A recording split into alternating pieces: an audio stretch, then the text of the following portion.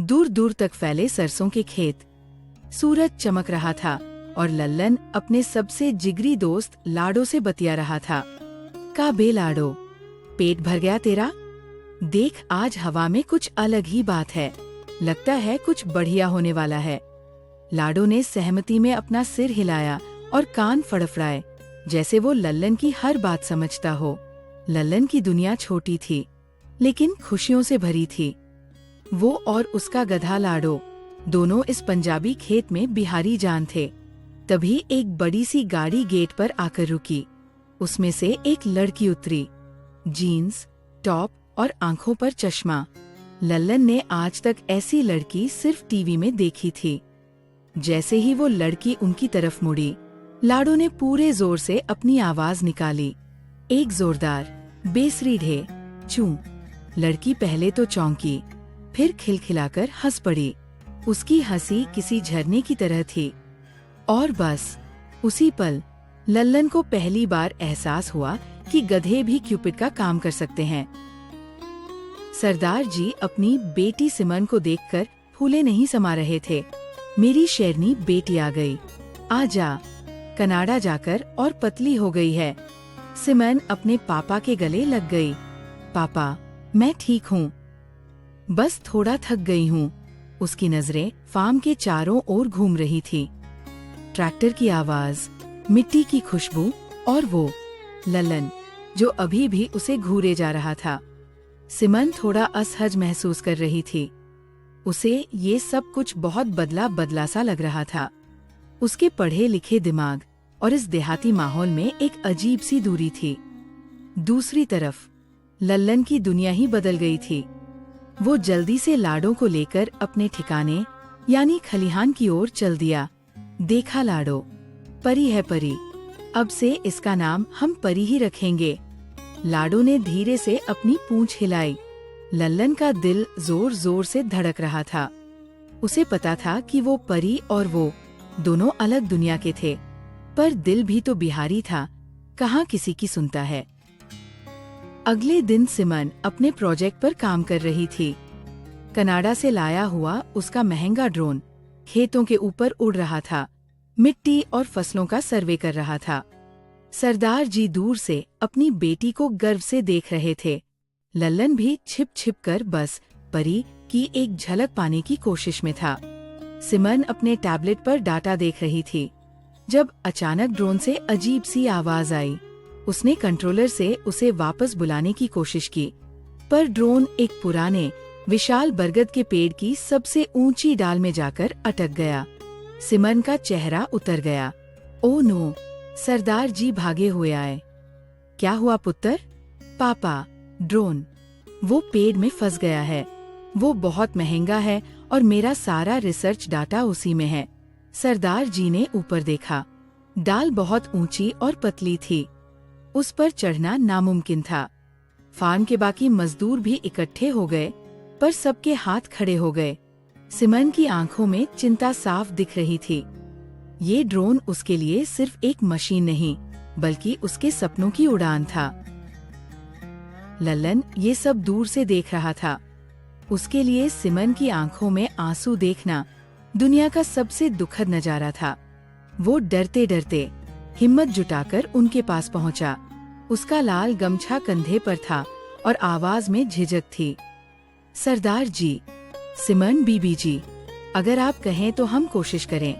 सरदार जी ने उसे ऊपर से नीचे तक देखा। तू क्या करेगा? पेड़ पर चढ़ेगा क्या? एक मजदूर हंसा। अरे लल्लन, तेरे बस की बात नहीं। सिमन ने भी उसे देखा। उसकी आंखों में कोई उम्मीद नहीं थी, बस थोड़ी सी हैरानी थी। लल्लन ने गहरी सांस ली। हम नहीं सरदार जी, हम और लाडो मिलकर इस मुश्किल को सुलझा सकते हैं। लाडो का नाम सुनते ही वहाँ खड़े कुछ लोग मुस्कुरा दिए। सिमन ने भी अपनी हंसी रोकने की कोशिश की। एक लड़का और उसका गधा एक फंसे हुए ड्रोन को बचाएंगे, ये किसी मजाक जैसा लग रहा था। लल्लन का चेहरा थोड़ा उतर गया, पर उसकी आंखों में एक जिद थी। उसे खुद को साबित करना था, सिमन के लिए। किसी के न मानने पर भी लल्लन अपने काम में जुट गया। उसने खलिहान से मोटी रस्सियां, एक खाली बोरी और एक लंबा सा बांस निकाला। उसने बोरी में पत्थर भरे और उसे रस्सी के एक सिरे से बांधा। फिर उसने अपनी बिहारी जुगाड़ कला का प्रदर्शन किया। रस्सी को पेड़ की एक मोटी डाल के ऊपर से फेंका। फिर रस्सी का दूसरा सिरा लाडो की काठी से बांध दिया। बोरी का वजन रस्सी को नीचे खींच रहा था और लाडो का चलना उसे ऊपर उठाएगा। यह एक देसी पुली सिस्टम था। उसने लंबे बांस को एक और रस्सी से बांधा, जिसका कंट्रोल उसके हाथ में था। सिमन और सरदार जी हैरानी से देख रहे थे। चलो लाडो, लल्लन ने कहा। जैसे ही लाडो आगे बढ़ा, पत्थरों से भरी बोरी ऊपर उठने लगी और बांस धीरे धीरे बिल्कुल कंट्रोल में रहकर ड्रोन की तरफ बढ़ने लगा। एक हल्का सा धक्का और ड्रोन डाल से आजाद हो गया। लल्लन ने दूसरी रस्सी छोड़ी और ड्रोन सीधा नीचे उसके फैलाए हुए गमछे में आ गिरा। सब खामोश थे। सिमन की आंखें चौड़ी थीं। उसने लल्लन को देखा, फिर उसके गधे को, और उसके चेहरे पर सम्मान का एक नया भाव उभर आया। उस दिन के बाद सिमन की नजरों में लल्लन बस एक मजदूर नहीं रहा, वो उसे जानने के लिए उत्सुक थी। वो फार्म को समझने के बहाने उसके साथ वक्त बिताने लगी। कभी दोनों गन्ने के खेत में बैठकर मीठे गन्ने चूसते, तो कभी लल्लन उसे लाडो की पीठ पर बैठाकर पूरे फार्म का चक्कर लगवाता। सिमन उसे अपनी किताबों की बातें बताती, पर्यावरण और मिट्टी के विज्ञान के बारे में, और लल्लन उसे अपनी दादी के सिखाए हुए देसी नुस्खे बताता कि कैसे सितारे देखकर मौसम का हाल जाना जाता है और कैसे नीम के पत्ते हर कीड़े की दवा है। वो दो अलग दुनिया के थे, पर एक दूसरे की बातों में उन्हें एक नया संसार मिल रहा था। एक शाम जब सूरज डूब रहा था और सरसों के खेत सोने की तरह चमक रहे थे, सिमन ने लल्लन से पूछा, तुम हमेशा इतने खुश कैसे रहते हो लल्लन? लल्लन ने मुस्कुराकर कहा, बीबी जी, हमारे पास जो है उसी में खुश रहना सीखे हैं। ज्यादा की चाहत हमें दुखी करती है। उस जवाब में इतनी सादगी और गहराई थी कि सिमन बस उसे देखती रह गई। सरदार जी को लल्लन और सिमन की ये बढ़ती दोस्ती पसंद नहीं आ रही थी। उनकी बेटी कनाडा से पढ़कर आई और एक मामूली मजदूर के साथ गन्ने चूस रही हैं। उन्हें अपनी इज्जत की चिंता होने लगी। उन्होंने दोनों को अलग करने की तरकीब सोची। उन्होंने लल्लन को फार्म के सबसे दूर वाले हिस्से में काम पर लगा दिया, जहां पानी की मोटर खराब थी, और फिर अपना ब्रह्मास्त्र चलाया। उन्होंने सिमन के लिए शहर से एक पढ़ा लिखा अमीर एनआरआई लड़का, जिसका नाम रोहन था, फार्म पर बुला लिया। रोहन अपनी चमचमाती गाड़ी और महंगे कपड़ों में आया। वो हर बात पर अंग्रेजी बोलता और गांव की हर चीज का मजाक उड़ाता। उसने लाडो को देखकर नाक सिकोड़ी और कहा, हाउ देहाती। लल्लन को ये सुनकर बहुत बुरा लगा, पर वो चुप रहा। सिमन को रोहन की बातें बिल्कुल अच्छी नहीं लग रही थी। वो लल्लन को ढूंढ रही थी, पर सरदार जी उसे रोहन के साथ ही रहने पर मजबूर कर रहे थे। हवा में एक अजीब सी बेचैनी घुल गई थी। रोहन के आने से माहौल में जो तनाव था, वो जल्द ही एक बड़ी मुसीबत में बदलने वाला था। एक सुबह जब मजदूर खेतों में पहुंचे, तो उनके होश उड़ गए। सबसे कीमती गेहूं की फसल पर एक अजीब से कीड़े का हमला हो गया था। पत्तियां रात भर में पीली पड़ गई थीं और फसल बर्बाद हो रही थी। सरदार जी ने अपना माथा पकड़ लिया। ये फसल उनके पूरे साल की मेहनत थी, उनका गुरूर थी। सिमन तुरंत एक्शन में आई। उसने कीड़े की फोटो ली और इंटरनेट पर रिसर्च किया। पापा, ये एक विदेशी कीड़ा है, शायद किसी इम्पोर्टेड बीज के साथ आ गया है। मैंने सबसे अच्छी पेस्टिसाइड्स ऑर्डर कर दी है, पर उन्हें कस्टम से क्लियर होकर आने में 2-3 दिन लगेंगे। सरदार जी चीखे, 2-3 दिन? पुत्र, तब तक तो ये कीड़े पूरी फसल चट कर जाएंगे। हमारा सब कुछ बर्बाद हो जाएगा। रोहन बस कंधे उचकाकर खड़ा था। Well, that's farming risk. Simon की सारी वैज्ञानिक समझ और सरदार जी का सारा तजुर्बा उस छोटे से कीड़े के सामने हार मान रहा था। फार्म पर मायूसी का अंधेरा छा गया। दूर खड़ा लल्लन ये सब देख रहा था। जब सब हार मान चुके थे, वो धीरे से सरदार जी के पास आया। उसने मुरझाई हुई फसल को हाथ में लिया और कीड़े को गौर से देखा। सरदार जी, इस कीड़े को हम पहचानते हैं। हमारे बिहार में इसे फसल कटवा कहते हैं। सबकी नजरें उस पर टिक गई। उसने आगे कहा, मेरी दादी माँ कहती थी कि इसका इलाज नीम, धतूरे और गौमूत्र के घोल में छिपा है। रोहन जोर से हंसा। What rubbish, cow urine? हम मॉडर्न साइंस की बात कर रहे हैं और तुम ये अंधविश्वास की बातें कर रहे हो। सरदार जी भी दुविधा में थे, पर सिमरन ने लल्लन की आंखों में एक विश्वास देखा। उसे लल्लन की वो बात याद आई, हमारे पास जो है उसी में खुश रहना सीखे हैं। उसने फैसला कर लिया। वो अपने पिता के सामने खड़ी हो गई। पापा, हमारी मॉडर्न साइंस को यहाँ पहुँचने में 3 दिन लगेंगे। हमारे पास बस लल्लन का देसी ज्ञान है।